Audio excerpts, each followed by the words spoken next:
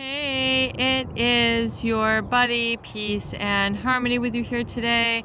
Much love going out to all the beautiful empowered harmonizers. And we're zooming in and focusing in a little bit more in depth in terms of understanding the effects, the impacts, the sort of aftermath that is created in a group of supply or people who have been scoped out or sussed out by those who are narcissistic or even getting even more severe into the psychopathic.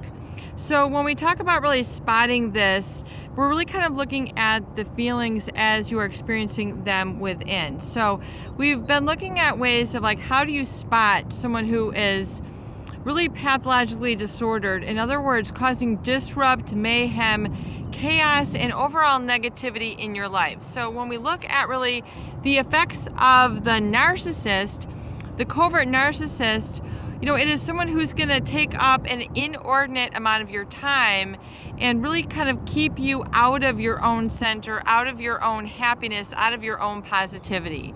And really the manipulation comes to understanding that when someone can be disruptive, when someone can be a sort of silent hostility maker, a silent problem, where things can be kind of swept under the rug, swept under the sofa, out the window and never really discussed, never really resolved.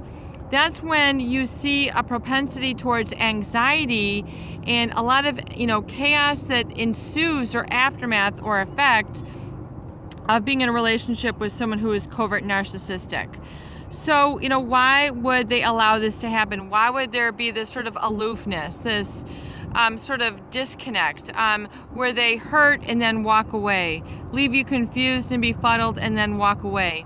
It is a manipulation technique as a way for someone to have you in a confused state, a disempowered state, and then anxious, so they can create a sort of manipulation by proxy. So they can continue to have a disruptive effect even when they're not there. So it's a very effective tool for someone who is malignant, covert narcissist, or psychopathic to create this sort of continually running brainwashing or gaslighting sense of self-doubt and anxiety. So it's a way for them, it's like the gift that keeps on giving.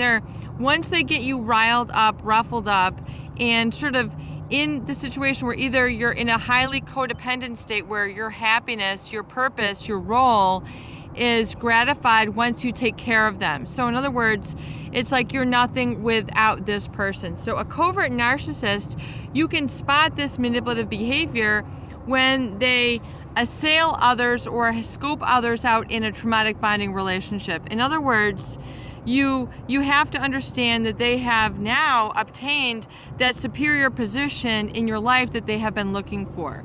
So these people always want to be subtly recognized and acknowledged. They want to be validated and they want you to admire them and give them attention. But the problem with the covert narcissist is the subconscious, where even when they're not, it's what they're not doing where you have to give them attention all the time. And so it's more the fact that you're hollowed out and you have not been able to receive and be validated in this way that keeps you sort of hooked on, latched on in a traumatic bonding connection. So it is not, you can look at the ways and spot them from really some of the behaviors that we have identified in previous videos, but now I want you to really sort of spot a covert narcissist with how you feel inside. Because when it comes right down to it, it's all about you and how you are perceiving and interacting with the environment as a whole. So I want you to kind of look at how you interact with the environment at large, because the covert narcissist will have you kind of zoom in your focus to all of a sudden it's all about, this little circle, this little ball, which is like them. So it's like having, instead of the big picture, you're looking at a postage stamp. Instead of being able to feel free in life and go as you will, come as you will, be happy, not live in a state of feeling endangered because of what you've done or what you haven't done. In other words, to be put under that chronic microscope where you're always doubting yourself, have I done enough for them? and then you get so rebuffed, you get so used to the absence, that you have, this anxiety, and you're not even engaging in the flow of life or human contact. You're not even giving yourself little chunks of this, because the covert narcissist will disempower you by making your world that small. So if you can spot sort of the ramifications, the results of malignant, pathologically disordered individuals and how they're going to disrupt your life. Almost think of it like if you were to see a very calm river or a lake, and then if you were to throw a pebble, the pebble's left your hands, but you're still seeing the ripple effect. Like if we were to do that on this very still water, you'd see the ripple effect, going. And so it's like it's still playing out in your life. And then what really becomes very treacherous and very traumatic and very sad, actually, is when you take on their negativity and then you begin to act it in. So acting in means the self-sabotage, the beating yourself up, the highly anxious state, and thinking and being so used to that becomes a way of life. It is getting to the point where you feel like a nothing without them. You've become depersonalized, dehumanized. You don't know how to habilitate your senses so that you're feeling really good. You're where you want to be in life. You're around the kind of people that you want to be, around. So your life gets very controlled by a covert narcissist in this way when they're disempowering you, because for them, if they can take you down, then essentially they've got you where they want you. They want you to be sort of constantly thinking about them, planning for them.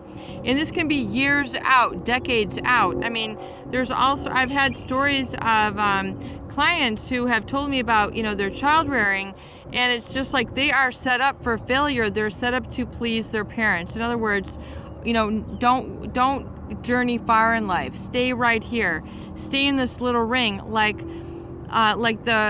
hear the story of the learned helplessness. Really, and studies have been done that show that elephants who are babies and they're trained to stay tied to a pole. So in other words, they wrap a rope around the baby elephant calf's foot. And so every time it tries to continue to walk away, it always has a tug, it has a pull, it can't go. And then with enough repetition and experience, the brain, which elephants are actually highly very smart, and they've got a good sized brain and intellect about these mammals, but yet with enough time and experience, the trainer can take the rope, the one who's trying to condition it or program that elephant to just stay by this one little metal post. Once he slips the rope off the foot, the animal, even though he's free to go, will not go anywhere. It will not venture out because it feels like it's just going to be held back, it's going to be pulled back, and so it just stays in that one little confined area, which is very sad. That is what we call learned helplessness. And this is a huge problem as an after effect or a ripple effect if you've been in a relationship with a covert narcissist. You've been conditioned and programmed. You can't go very far. You can't leave the house. You can't leave this family. You will never amount to anything. You can never associate with other people. You can never grow. And we're going to make fun of it because any little step or stride that you try to make, you'll have us sort of memorized and brainwashed and gaslighted in your mind that remember, we ridicule your emotions. We ridicule your growth. We ridicule you to the core. So that's the problem when you get into the really pathological, dysfunctional, and enmeshed relationships. That is not the normal. This is not normal. Normal meaning, i.e., what a healthy person would test and do, they would say, no, that's not how it works here. It doesn't go like that here. We're setting you up for success. We want you to be self-reliant. We want you to be independent. We want you to have self-esteem. We want you to have communication and learn how to communicate with others in a healthy, positive, give and take manner, and not freak out that something is going to erupt and you're going to be on the down low again. So the problem, again, just kind of spot whether you've engaged in a covert narcissist relationship, is to feel this ripple effect. In other words, even when they're not there, you have this feeling that you cannot sustain happiness. You cannot sustain peace. You cannot sustain safety.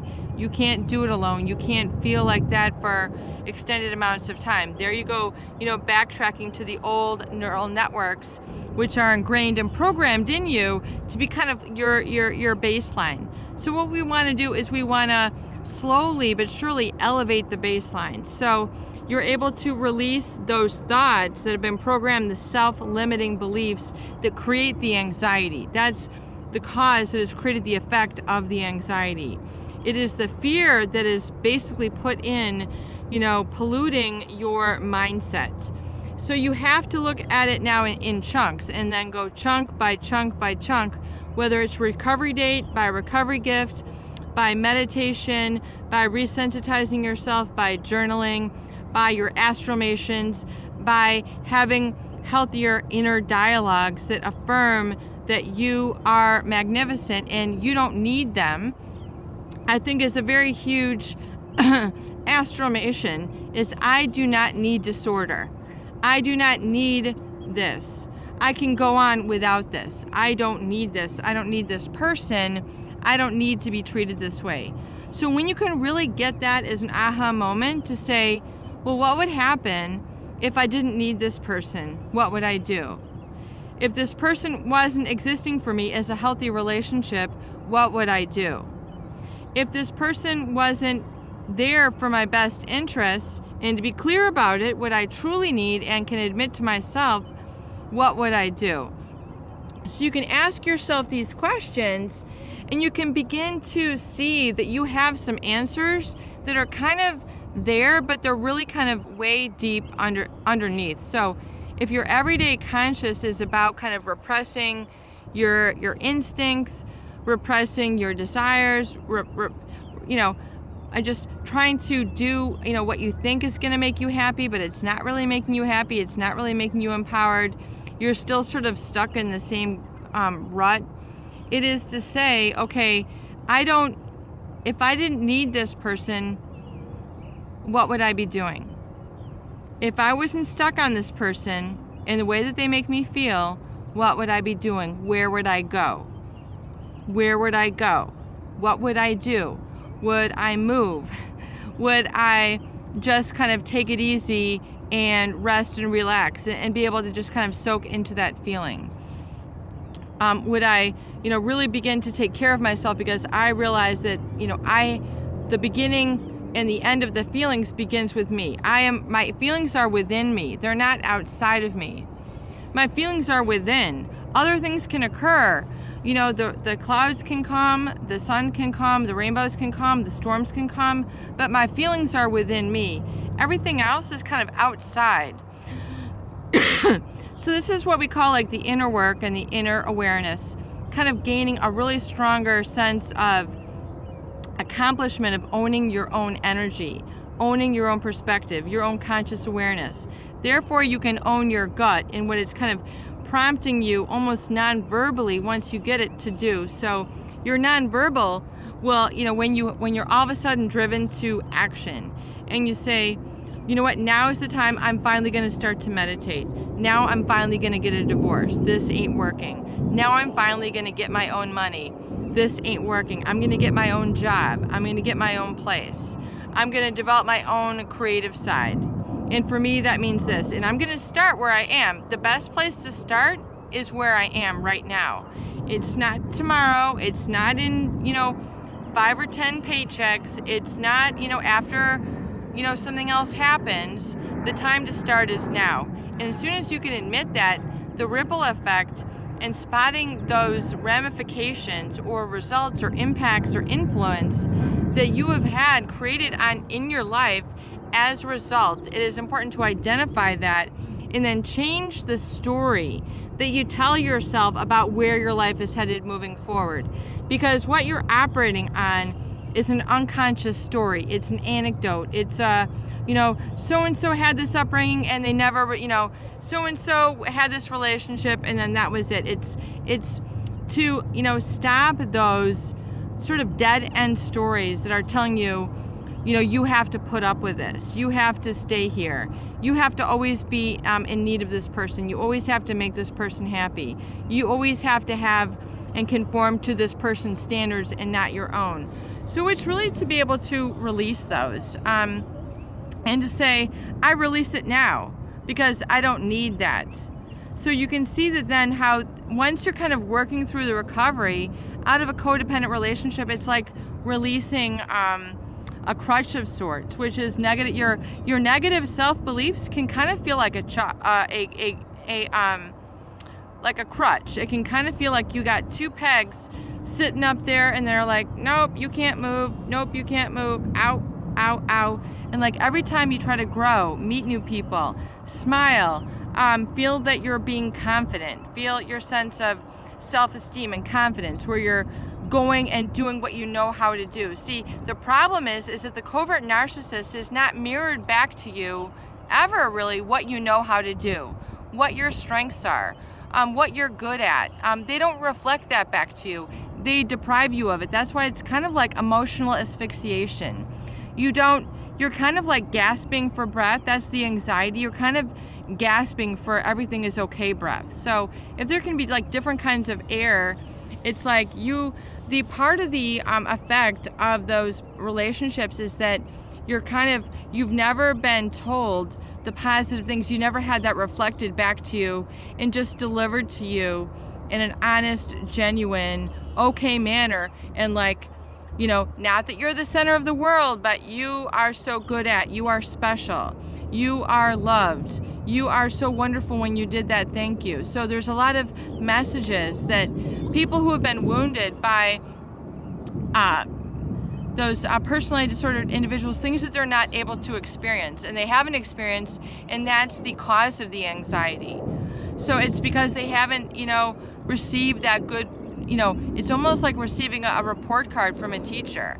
This parent becomes like an instructor to you in life, and oftentimes in the beginning of the covert relationship, this person may have been kind of like a leader to you or an authority figure or someone you looked up to or someone you said, this person has what it takes, this person has what everything I need, and so I'm going to kind of like latch on, which is like a trauma bond, which is you unconsciously make like an unconscious contract that you don't have what it takes independently.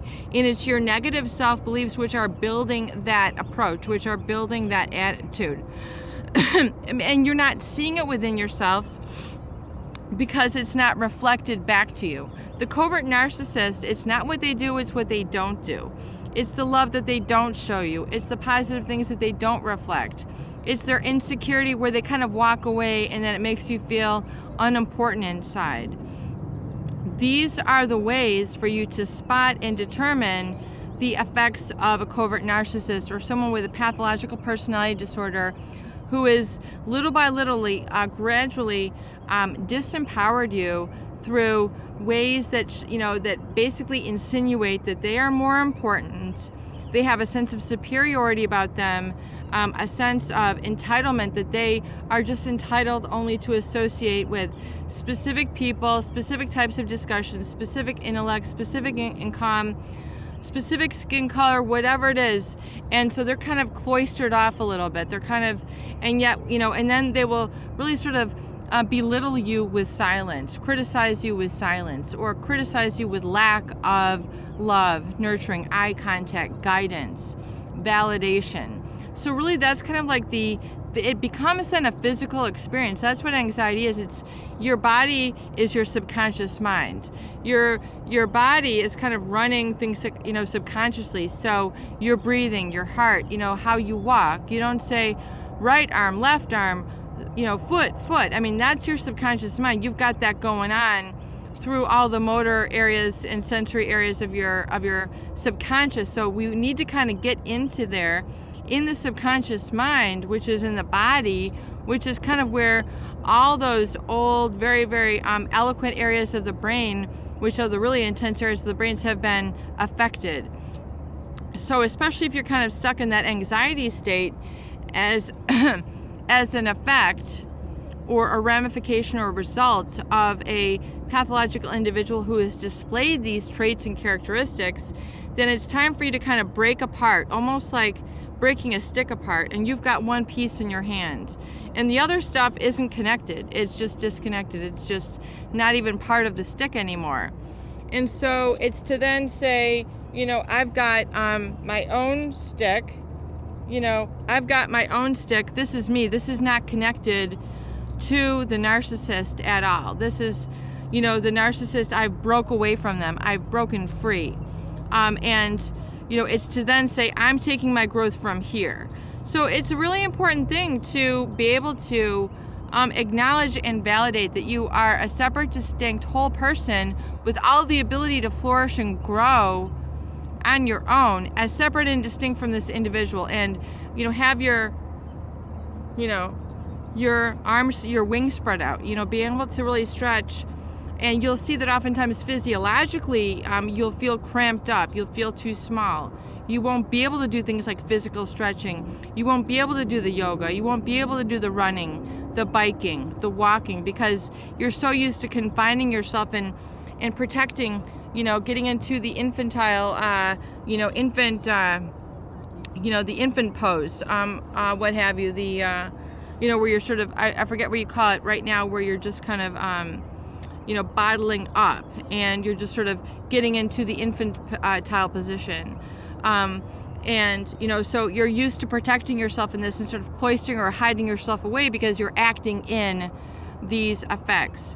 So realize that all, you know, it's like breaking free from the stick, you know, throw the stick away. You've got a whole new piece, is like an analogy, and it's no longer connected. So in other words, now that you're kind of like broken free and you don't need that anymore, if you can really understand that and absorb that and take that in and say, you know, if I didn't need that relationship, that toxic relationship, what would I love to do?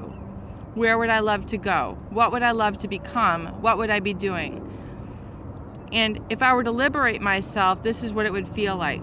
And then feel it coursing and running through your body and saying, okay, this is safe. Like, even if you just feel that for 2 minutes, and then 5 minutes, and then 10 minutes, and then how that works into a full morning, a full afternoon, a full evening, a full day, and then you balance it out with like little segments so that you feel balanced, safe, and secure, and you're able to continue the positive, orderly direction thinking, the positive, orderly direction feeling, the positive, orderly direction behaving, and positive, orderly direction choices. So you're taking that pod thinking and you're becoming more aware of how that feels physiologically, because that's really where the change is going to take place. That's when your body and mind and spirit really begin to work in harmony. And then you're sort of energized in the right direction. All of a sudden you think, I'm going to do this, I'm going to do that, I'm going to make this, I'm going to get training here, I'm going to go to this workshop, I'm going to go to this group, I'm going to call this organization, I'm going to get this job, I'm going to start this. So it's all about kind of like starting things and realizing that it is sustainable, it is okay, but you need to have that validation and validate within yourself that you are magnificent. You need yourself. The person that you need right now is yourself to carry yourself through, and that is normal. So that new feeling is the new normal for you. So hang on to that. Work on to some of those more peaceful, serene states that are not agitated by that sort of stick that's, you know, causing and drumming up all the chaos, the negative feelings, the self-limiting beliefs.